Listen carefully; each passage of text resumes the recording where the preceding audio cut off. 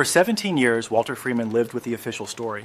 His older sister Sarah and her new husband Todd had simply run away to start a new life, abandoning their family without a word. The police called it a voluntary disappearance, but Walter never believed it. Sarah would never have left without him. Now, a geologist's routine survey of a receding Alaskan glacier has uncovered an impossible clue: a single, engraved wedding band, frozen solid inside the ancient ice, turning a cold case into a chilling revelation. This story is a reminder that sometimes the coldest truths are the ones that take the longest to thaw.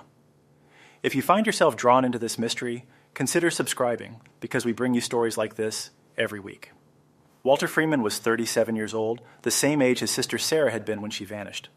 The thought had settled over him that morning like a cold fog, a grim milestone he hadn't wanted to acknowledge. He sat at his kitchen table in Seattle, nursing a cup of coffee and staring out at the gray, drizzling rain. It had been 17 years, but the hole Sarah left in his life had never closed. It was a constant, dull ache, a question mark branded onto his soul. The official police report was filed away in a box in his closet, its conclusion feeling more like an insult than an explanation. Voluntary disappearance. The words were clinical, clean, and entirely wrong.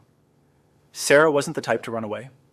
She was the steady one, the responsible older sister who had practically raised him after their mother passed. She had dreams, but they were simple ones: to finish her nursing degree, to have a family, to live a quiet life. She wouldn't have thrown it all away to vanish without a trace, and she would never, ever have left him behind without a word. Walter knew that in his bones. The only variable, the one thing that never sat right, was Todd.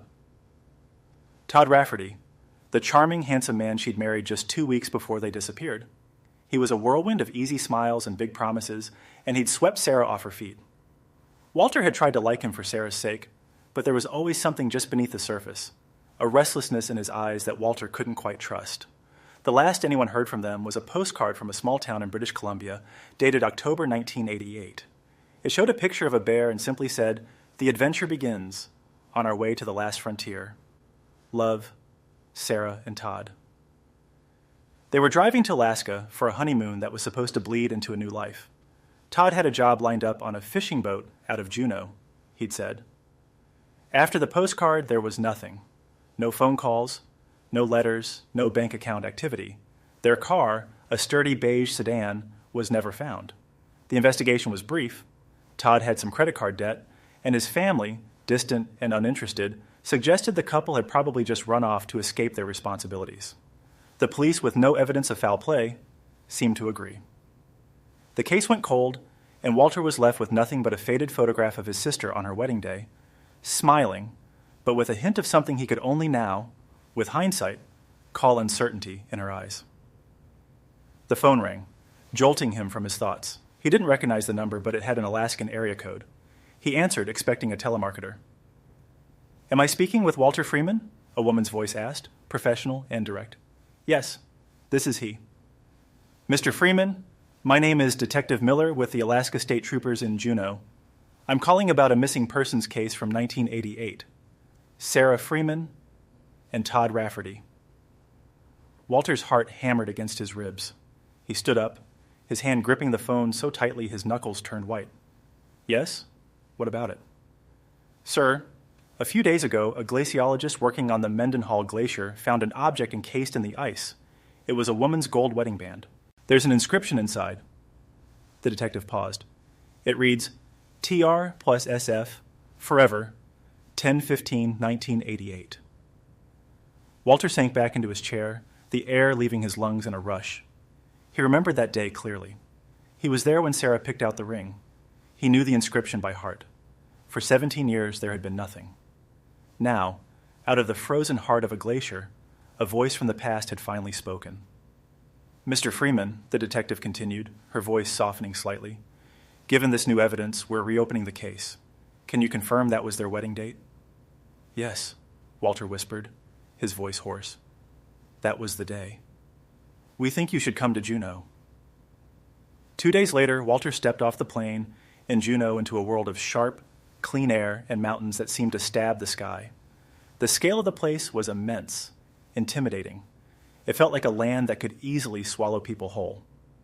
Detective Miller met him at the airport. She was younger than he expected, with sharp, intelligent eyes that seemed to miss nothing. In the car, she handed him a small plastic evidence bag. Inside, resting on a piece of white cotton, was the ring. It was thin and simple, just as he remembered. Seeing it again was like a punch to the gut. It was real. After all the years of silence, here was something he could touch, something that proved Sarah had been there. A Dr. Carol Peters found it, Detective Miller explained as they drove. She studies glacial melt. Said this summer's melt has been unprecedented. Things are showing up that have been buried for decades. The glacier is giving back its secrets, I guess. At the station, Walter was shown into a small, sterile room. Dr. Peters was there, a woman in her 50s with a kind, weathered face. She explained to Walter how a glacier wasn't a static thing.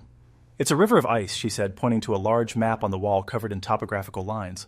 Anything that falls into a crevasse up here, she traced a line from the vast ice field high in the mountains, gets carried down over years, decades.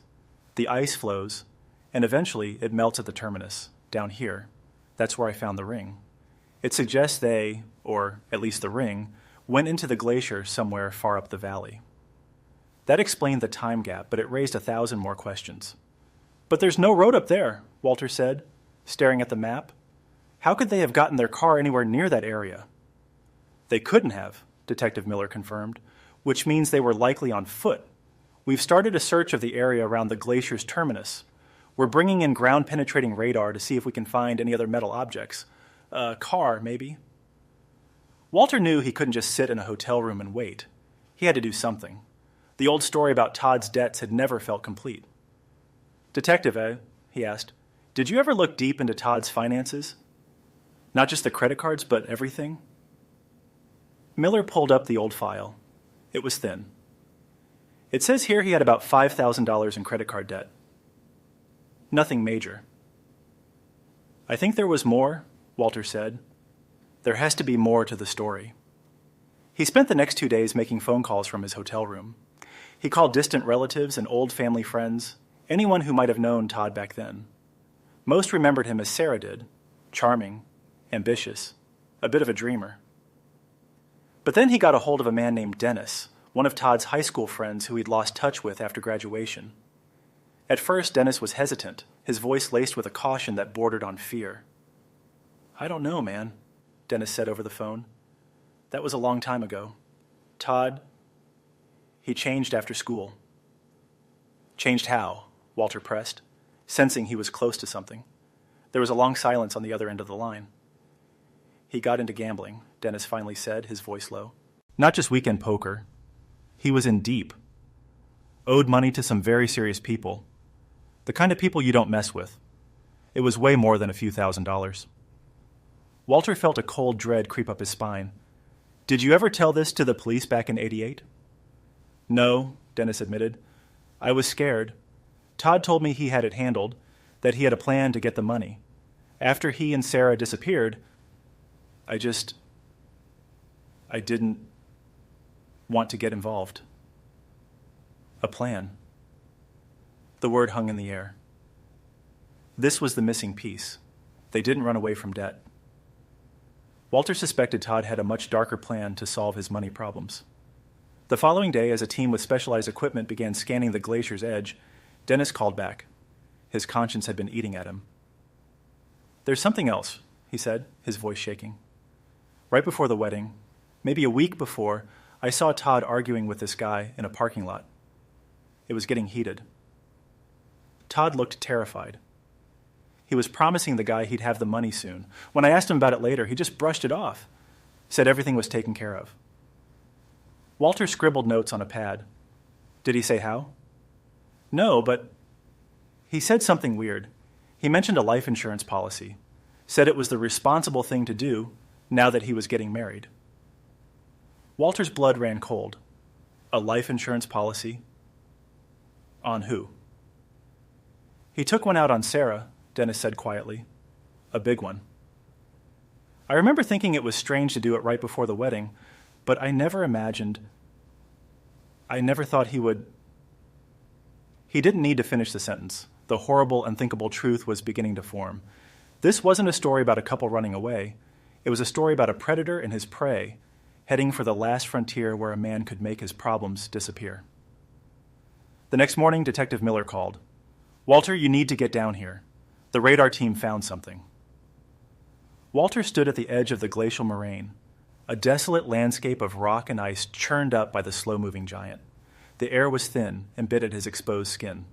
A small team of technicians was gathered around a spot about 100 yards from where the ring had been found. They were using specialized heaters to melt a section of the ice. The detective pointed to a screen displaying a fuzzy, indistinct shape. "It's a large metal object," she said, "about 15 feet down. The size and shape are consistent with a vehicle." Walter watched, his heart a painful drum in his chest, as the team worked. It was slow, painstaking work. Hours bled into one another. Finally, through the slush and steam, a dark shape began to emerge. It was the color of rust and mud. A fender. Then, a hood. It was the roof of a car, a sedan from the 80s, its shape unmistakable even under layers of glacial silt. It was them. It had to be. As they cleared more of the ice, a chilling detail became apparent. The car was pointed nose down, as if it had plunged directly into the ice. The driver's side door was slightly ajar, wedged open by the pressure of the surrounding ice. Walter's breath hitched. He felt a hand on his shoulder and turned to see Dr. Peters, the glaciologist, standing beside him. "They must have driven into a crevasse during a storm," she said softly. "It can happen. A blanket of fresh snow can hide them completely. It would have been like driving off a cliff you couldn't see." The crew worked to clear the driver's side door. With a final groan of straining metal, they pried it open. Walter braced himself. Inside, slumped over the steering wheel, was a skeleton, its clothes tattered by years of freezing and thawing. Detective Miller stepped forward, shining a light inside. In the pocket of the decaying jacket, she found a leather wallet. Inside, a driver's license. The photo faded, but the name still legible. Todd Rafferty. Walter felt a wave of nausea, but his relief was immediately crushed by a new, more terrible question. He looked at the empty passenger seat, a hollow space filled with frozen debris. "Where is she?" he asked, his voice barely a whisper. "Where is Sarah?" The search became frantic. The team widened the excavation, melting and chipping away at the ice around the car. Walter stood motionless, a statue of dread, scanning every inch of the exposed ice. It was one of the technicians who saw it first. A small patch of color, a flash of blue fabric, about 10 feet away from the car. They focused the heaters on the spot. Slowly, agonizingly, a shape emerged from its frozen tomb. It was a woman. Lying on her side, her long hair fanned out in the ice. It was Sarah. Walter let out a sound, a strangled sob that was ripped from the deepest part of him. He stumbled forward, but Detective Miller held him back. "Don't, Walter. Let them work." The scene told a story, but it wasn't the one Dr. Peters had suggested. Sarah wasn't in the car. She had been outside of it. And as the forensic team carefully examined her, they found the truth. It wasn't the crash or the cold that had killed her. The report came back a day later. The cause of death was blunt force trauma to the back of the head. She had been murdered before the car ever went into the ice. The final confrontation wasn't with a person, but with the cold, hard evidence laid out on a table in the Juneau police station. The life insurance policy on Sarah, taken out by Todd just 3 days before their wedding, worth $500,000.